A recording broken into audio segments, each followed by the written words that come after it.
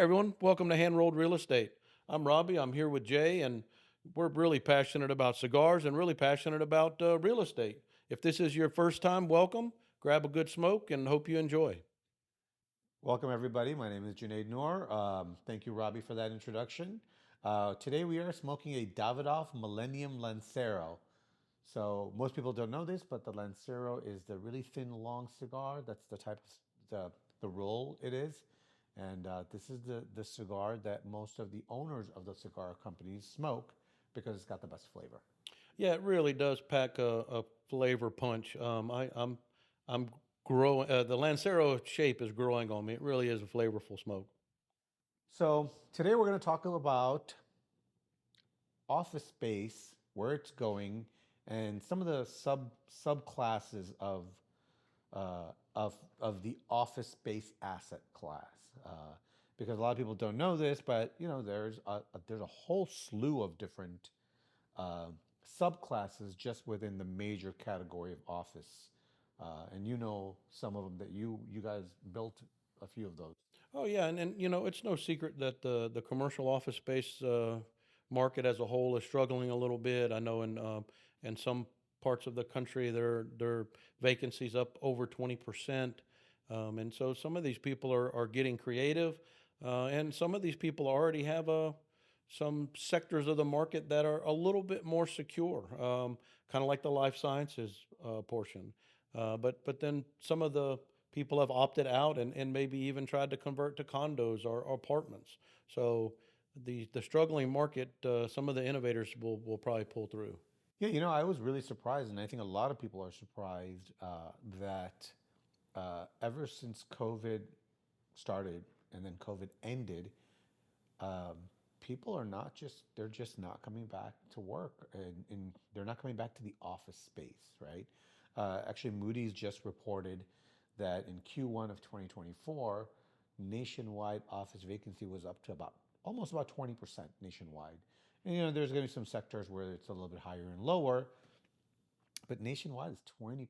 So people are still opting to work from home, or maybe the corporations downsize their existing office spaces just so people come in a couple of days a week and then stay home a couple of days a week.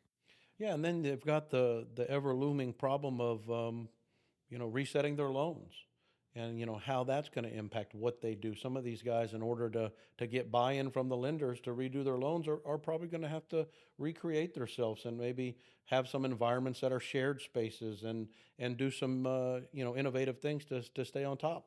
Yeah, so and I'm originally from Chicago. So in Chicago, in particular, the downtown Loop area, which is the main downtown financial district, vacancies reaching about 25%. And I was just watching a news report the other day, and they were talking about how they're trying to repurpose some of that.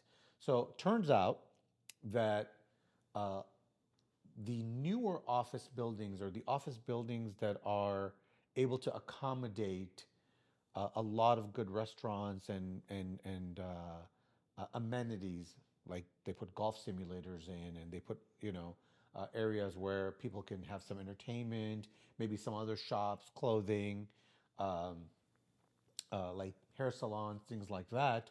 Those office buildings actually are still doing better. Their vacancies are not that high.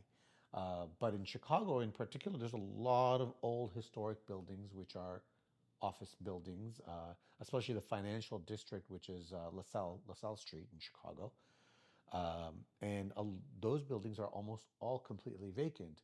So the city decided to do a public-private partnership with some developers and turn some of those historic buildings into condominiums and hotels and for residential use rather than office use.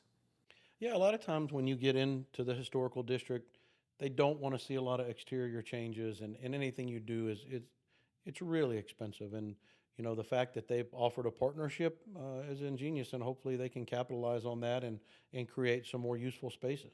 Yeah, well, the city is putting up a lot of money. I believe the city is putting in $120 million on a $220 million project. plus an additional $40 million to make a court in the center of the building, because a lot of the office buildings on one side will not have a lot of windows. So what they're doing is they're going to carve this area out, and they're going to they're going to put windows in, and they're going to make it an open space, and the city's ponying up a lot of money for it. That's one creative way to, you know, get around the low vacancy in offices. And if some of these newer, more innovative, uh, more feature-filled units are filling up or have high occupancy, sometimes it forces change, and it can be a good thing. Hopefully, they have some success there and create some living spaces and some more open spaces that, are more inviting. So, one of the subsections or submarkets of the office building asset class is life sciences, which you mentioned earlier in the introduction, also known as research and development facilities. Um, and those buildings seem to be doing a little bit better. Can you tell us a little bit more about that? Well, I think just the nature of those businesses makes the employee, and they have to be there. They have to be present. They have to be on site every day in, day out. So you get a little bit more secure leaser or tenant. They're going to be there every day. They tend to have a nicer, higher, upper class or class A, nice office space, and they tend to be long term tenants. These guys are flush with cash. Yeah, so for our listeners and watchers on YouTube who don't know what a life sciences or an R&D facility is, it's basically an office building with very specialized equipment. So kind of like a medical office building where, like when you go to see your doctor in his medical office building, or you go to see your dentist. But these buildings are equipped with very specialized equipment, mainly for research and development purposes, where they do a lot of, viral research, genetics research, bacterial research. And one of the reasons that I was reading about as to why the life sciences industry is picking up so much is because as the population grows and as the population ages, more and more types of medications are needed. And these are some of the facilities where they do the research for those medications. And of course, this is now a facility where you can work from home, right? You can't work on a virus from home.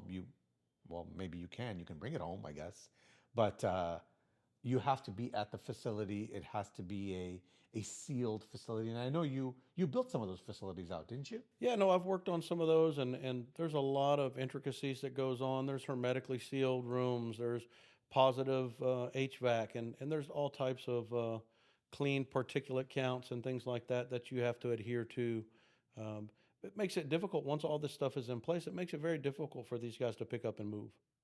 Yeah, and so these kinds of facilities are doing really well. Cap rates are, 5.75, 5.9, whereas for a regular office building, cap rates are, 7.5 right now. So, those that asset or submarket of the office building asset class is actually doing really well.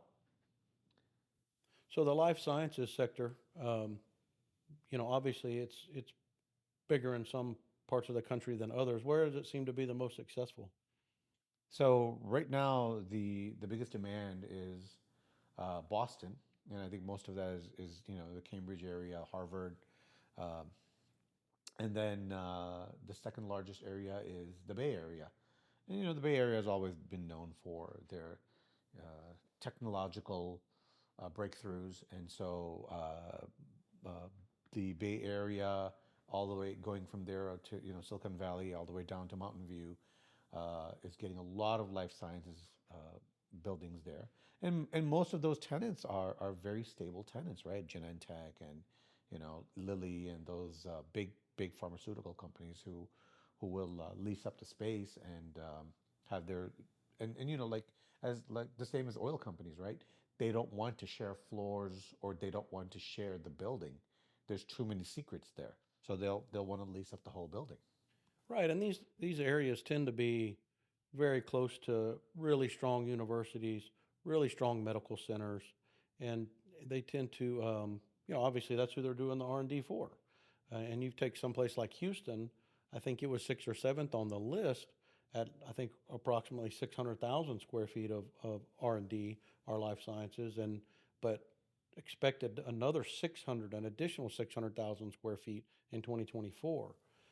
And again, Houston has a really strong medical presence, medical center presence, and it's got universities here, U of H, UT, Life Sciences. They're all growing here in Houston. So Yeah, and interestingly enough, just going back to the regular office space, it's very specific to cities. So the Texas cities, Austin, well, Houston, Dallas, and Austin, people are coming back to work, whereas some of the other cities like Chicago, San Francisco, Boulder, Colorado is one of the ones that I read on the list, that people want to just work from home and they don't really want to come back. And when you have cities like or areas like Silicon Valley, that culture has always been very relaxed and very well, work from wherever you want to work from. and getting back into the actual commercial office space, I mean, there are some unique solutions that, I mean, I think you're right when you were talking about some of the larger companies have scaled back and in some cases cut their office space in half. And then you have companies like Regis and WeWorks, they're going in and they're creating like community office space where you have an office and shared receptionists, shared restrooms and things like that. And that seems to be doing okay. And I'm not really up to speed on that sector, but I definitely see a stronger presence today than I did this time last year. Well, my daughter just started working for a consulting company out of Dallas. They're headquartered in Dallas, and she went to the Houston office over here. So in the Dallas office, they have the whole floor, and it's employees are in and out. In the Houston office, though, they don't have as large of a presence, but they don't even have they have shared office spaces. So they basically have a Regis or a WeWork type office space, where when they need to come into the office, they will let the receptionist know that they'll be coming in, or they need a conference room for this many hours, or they need an office workspace for this many hours, and that's it. They'll be in and out. Well, with the changing environment, the people that change with it, they'll pull through. And unfortunately, with the commercial office market the way it is, there's going to be some losers, and hopefully, people can pick these properties up and make use of them, whether it's life sciences or condos or a hotel. Hopefully, people can renovate and continue, you know, with their commercial projects. So you know what? I actually had a question because a friend of mine, I was having uh, lunch with him over the weekend, and he asked, "How difficult is it to convert an office space into a multifamily space?" Um, and because you've done those, I thought you might be able to answer that question. Yeah, they're really not that difficult. You do have some considerations with restrooms and things like that, HVAC and things like that. You have to have the height between the floors because that's something you can't fix. If you have an office with 14-foot floors, well, you're going to need 2 or 3 feet for all your HVAC and utilities above ceiling, and things like that. That would impact the aesthetics of the units. Restrooms, water lines, all that seems to be the most challenging, at least in my experience. Just because a lot of times on the commercial office space, maybe you have two sets of bathrooms on a floor.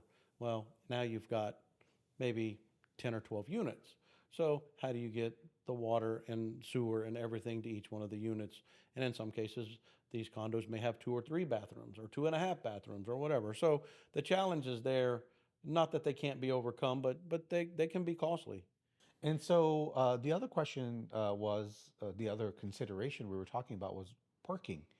I know the city of Houston requires a certain number of parking spaces per occupied residential unit, but those same amount of parking spaces are not required for office spaces, correct? Yeah, a lot of times when you see these commercial office buildings converted to residential, they either go down and create a parking garage, or maybe they even eliminate the first 3 floors and just have a parking garage and create parking spaces. Well, we can't go down and create parking in Houston No, because you cannot. we go down, it'll just be underwater parking. Correct. Well, we hope you enjoyed this episode of uh, Hand Rolled Real Estate. We are enjoying our Davidoff Millennium Lancero, and we hope you learned something about office spaces and the different types of assets, sub asset classes of that asset class. Hey, hope to see y'all soon. Thanks for joining us.